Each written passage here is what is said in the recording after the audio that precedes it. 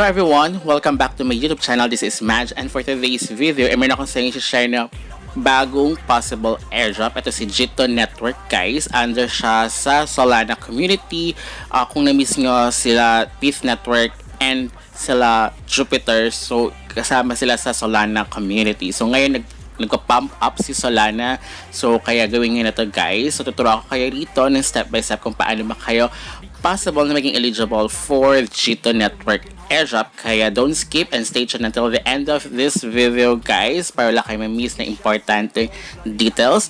But before we jump into it, make sure you like this video, subscribe to my channel if you have not already, and ring that notification bell so you'll always be updated to my upcoming videos and off-the-clock episodes. For now, naka-Jito Sol pa lang siya, guys. So hindi siya yung totally na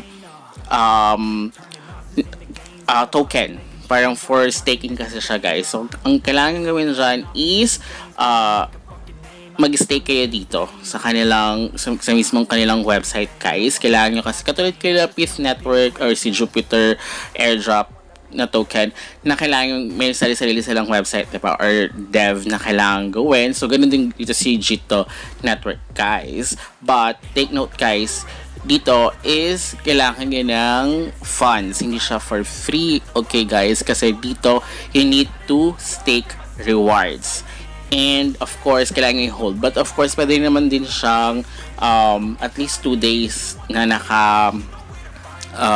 naka-stake yung inyong Solana. Solana ang gagamitin nyo pa rin dyan, guys. If you want to have, kung gusto nyo magkaroon ng referral or magkaroon ng own referral link, you need to pay the gas fees. For the referral link, kailangan nyo bayaran ng Solana, guys, for the gas fees, guys. So, hindi rin for free yung kanyang, pero mababa lang naman. As you can see, 0.12345 tas 1. So, super baba lang naman niya.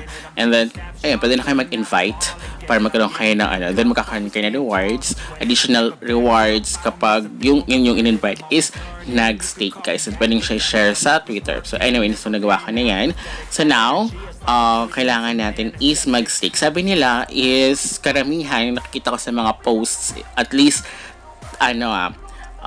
worth 11 USDT, mga ganon, something like that. But sabi naman nung upline ko or sa pinkuhanan ko nito is kahit naman daw magkano. Pero to be sure, guys, actually lalagay ko muna rito dahil naka-spread ang Solana ko dahil ginagamit ko rin sa second round. May second round ng Jupiter airdrop token, ha.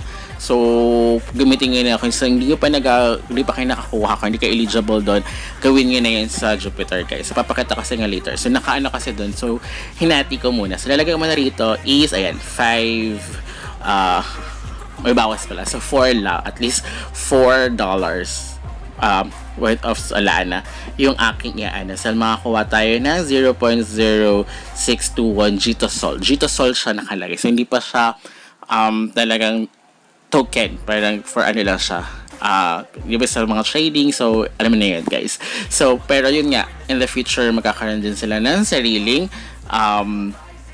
token, kaya gawin nyo na siya, guys. Yung mga dapat gawin dito, kung staking siya, so mag-stake na kayo dito, mag-stake na kayo na mag-stake, guys, para at least once they announce for the eligibility ng Jito Network is maging eligible na kayo, guys. So, kadalasan ngayon is kailangan ng transaction or kailangan na ng activities na ginagamit nyo yung kanilang website or dev sa mga katulad nito.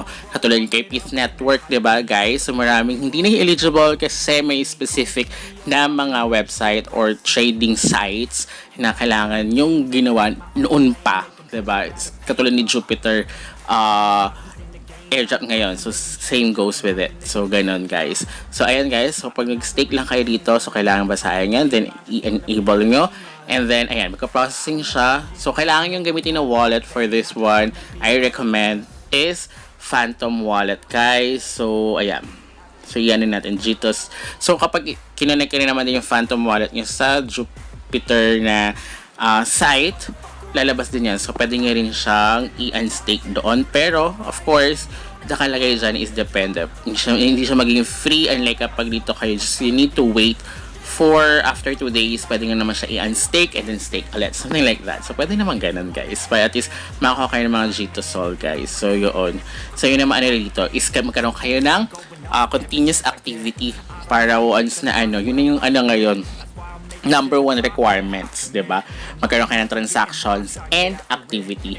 So, yung mga gumagamit din dyan, katulad ko ng mga new wallet, is kailangan din ng transaction para mag-eligible kayo for sa mga ganito ngayong upcoming mga airdrops, guys.